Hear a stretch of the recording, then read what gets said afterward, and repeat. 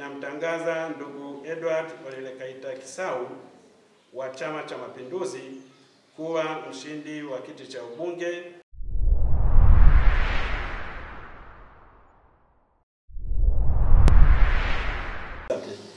Jimbo la Kiteto, Tume Huru ya Taifa ya Uchaguzi inapenda kuwatangazia wananchi wote ambao wamehudhuria katika shughuli ya kutangaza matokeo. Idadi ya wapiga kura walioandikishwa ni 215,246. Idadi ya halisi ya waliopiga kura walikuwa 191,211. Idadi ya kura zenye mgogoro ni 0.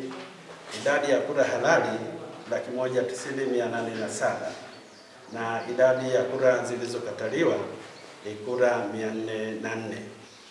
Matokeo ni kama ifuatavyo: Tido M. Adinani wa UMD amepata kura 302.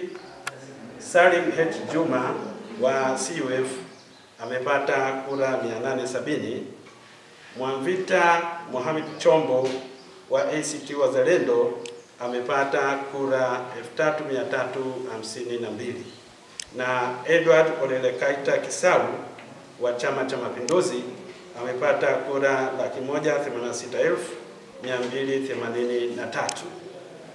Hivyo, kwa mujibu wa kifungu cha 105 sehemu ya kwanza A cha sheria namba 1 sheria ya uchaguzi wa rais, wa bunge na madiwani ya mwaka 2024, namtangaza ndugu Edward Olelekaita Kisau wa Chama cha Mapinduzi kuwa mshindi wa kiti cha ubunge katika jimbo la Kiteto.